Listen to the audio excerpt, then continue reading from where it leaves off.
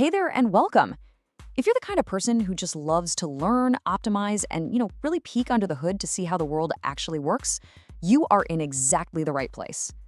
In today's explainer, we're unpacking this absolutely fascinating and totally practical system for mastering those high-stakes life decisions. We're drawing on some incredible insights from Annie Duke.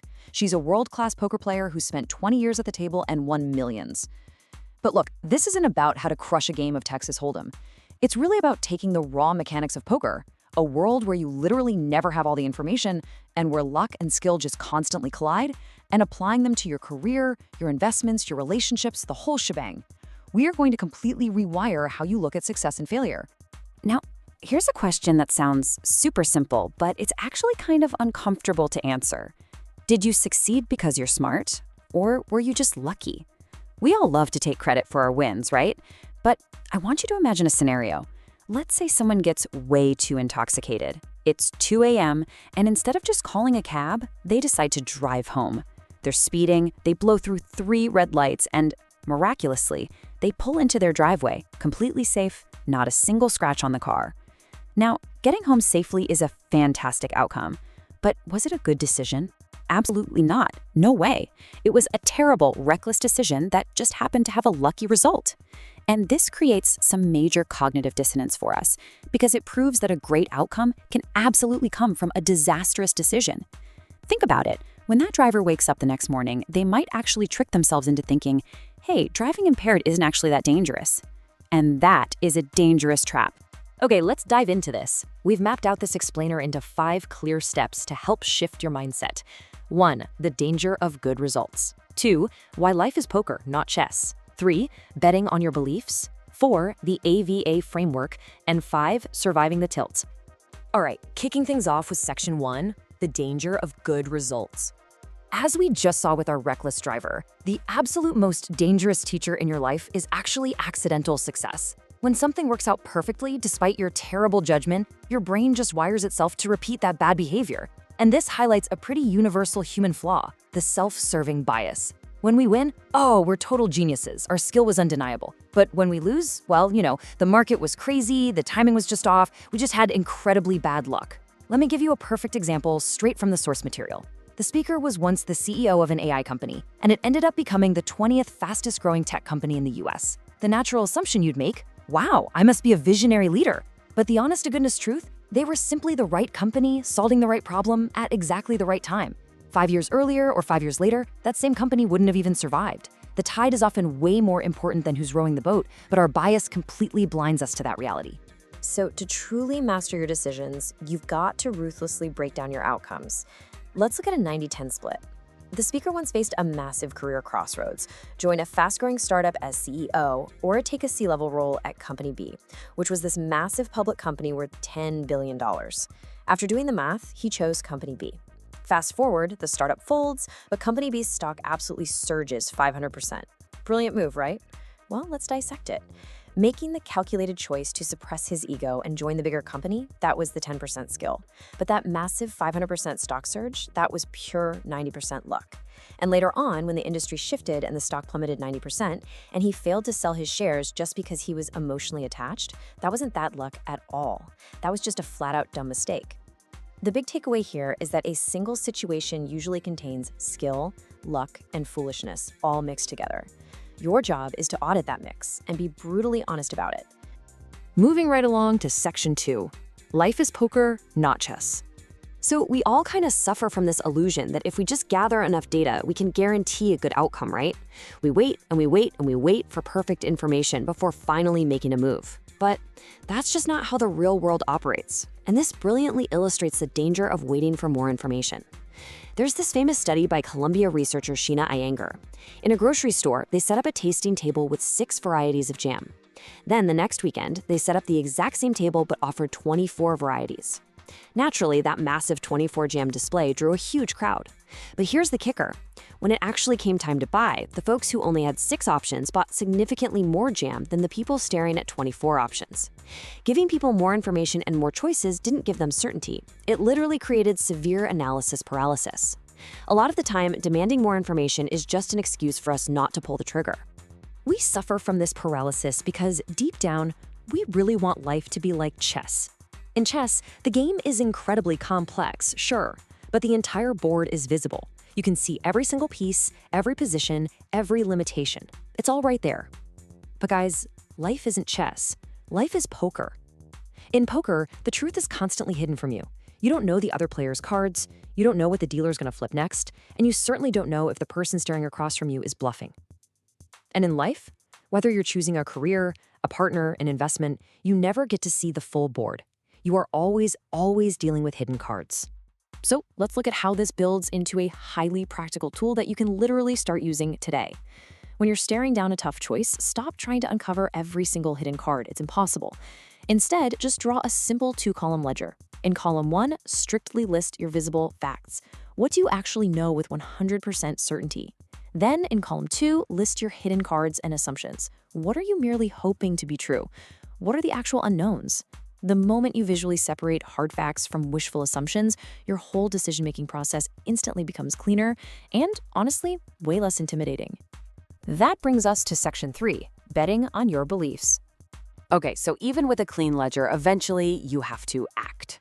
Every time you make a decision, whether that's moving to a new city or launching a new product, you are essentially placing a bet against a future you can't fully see based entirely on what you believe to be true. But how reliable are those beliefs really? There's this classic study called They Saw Game featuring 2 universities, Dartmouth and Princeton. Researchers had students from both schools sit down and watch the exact same recording of a football game played between their 2 teams. Same footage, same plays, same penalties. Yet, the Dartmouth fans vehemently swore that Princeton was playing dirty, and the Princeton fans watched that exact same screen and saw Dartmouth committing all the fouls. They didn't see the game as it actually was. They saw the game completely through the lens of the team they already supported. It just goes to show how our pre-existing beliefs constantly distort our reality. Because our beliefs are so incredibly easy to distort, the source material throws out this brilliant, direct provocation. You want to bet? Think about a belief you hold firmly. For example, for years, people read these headlines and believed that drinking a glass of red wine every night was just fantastic for your heart health. And why do we believe it? Because we want to relax with a glass of wine and it confirms what we desire. Science has largely debunked this, but man, the belief sticks. Now imagine I look you in the eye and challenge you. Would you bet $1,000 of your own hard-earned money on that red wine myth right now? Suddenly, your brain snaps out of that binary, true or false, thinking. You start asking, wait, what's the actual evidence? Am I 50% sure, 80% sure? Forcing a hypothetical wager like that instantly shifts you into a realistic, probabilistic mindset. It's a real game changer. Let's put this into practice in section 4, the AVA decision framework. So we know our outcomes are a messy mix of luck and skill. We know we've got hidden cards, and we definitely know our beliefs can be biased. So how do we actually make a move? Well, we need concrete tools. But before we look at the exact steps of our framework, we've got to establish a rule grounded in this great ancient metaphor. In the Odyssey, Ulysses knew his ship would sail past the sirens, whose beautiful songs would basically hijack his mind and cause him to steer his ship right into the rocks. So, while his head was still clear, he ordered his crew to tie him to the mast and explicitly ignore his future pleas. Psychologists call this a Ulysses contract. It is a strict rule that your calm, rational, present self makes to protect you from your emotional, panicked future self. You absolutely must establish your decision framework before your emotions take over the wheel. And here is the framework you can use as your very own Ulysses contract. It's called Expected Value Analysis, or EVA. It's a simple 4-step process that you run before making any major life bet. Step 1, map out the scenarios. Draw the branches: great success, moderate success, catastrophic failure. Getting it all out on paper just clears the mental fog. Step 2, assign payoffs to those branches. And hey, remember, a payoff isn't just cash. It can be the cost to your mental health, your time, or your reputation. Step 3, assign the odds. What is the realistic probability of each branch actually happening? And finally, step 4, calculate the expected value by multiplying the payoff by the odds. By actually doing this math, you take the terrifying abstract uncertainty of the future and shrink it down into manageable, structured data. So, the absolutely crucial point here is this: the actual numbers you calculate matter a whole lot less than the process of stress testing your reality. In fact, the most powerful thing you can do with this framework is to imagine it's exactly 12 months from now, and your decision has failed completely. I want you to write down the detailed story of exactly how it crashed and burned. When you script out your failure in advance like that, your brain automatically starts building the exit ramps and safety nets before the crash ever even occurs. You are quite literally pre-solving your problems. And finally, Section 5, Surviving the Tilt. Now look, even with the absolute best framework in the world, you are still playing a game of probabilities. Sometimes you're going to make the perfect bet, and those hidden cards will still wipe you out. And that brings us to dealing with the emotional fallout. Tilt is a highly toxic emotional state. It's the exact moment the results of your last hand completely infect and ruin your next move.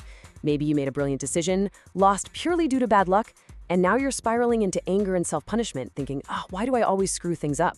So what do? You play entirely too defensively on your next hand.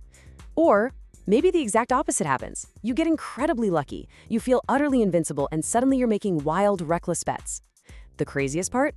When you are on tilt, everyone around you can see it, but you are completely blind to it. The biggest driver of this toxic tilt is regret. As the legendary songwriter John Prine beautifully put it, we all suffer from the blind spot of regret. Regret just traps us. It paralyzes us. It keeps the ghost of your last failed decision alive right inside your head while you are trying to make your next big choice. Think about it. If you lose an investment, regret might keep you totally out of the market right when it begins to recover. If you get rejected for a job, regret might stop you from applying to an even better one. Yes, experiencing regret after a loss is an inevitable, painful part of being human. You can't just flip a switch and turn off your emotions. But regret is absolutely wasted if it doesn't improve your next bet. Think of it kind of like driving a car. You can hang your past mistakes like a little relic on your rearview mirror. You can glance up at them occasionally to remember the lesson, but you must remember that the rearview mirror cannot steer the car. If you spend all your time staring backward at the hand you just lost, you are going to crash right into the obstacles directly in front of you. You've got to keep your eyes looking forward. Which brings us to our final thought for today. The road ahead honestly does not care about the hand you were dealt yesterday. It only cares about how you play the probabilities of your next turn. Life is uncertain. Your information will always be incomplete. So I'll leave you with this. Are you going to let a past loss keep you paralyzed on tilt? Or are you going to map the scenarios, manage the risks, and confidently play the odds? The choice is entirely yours. Make your next bet a smart one.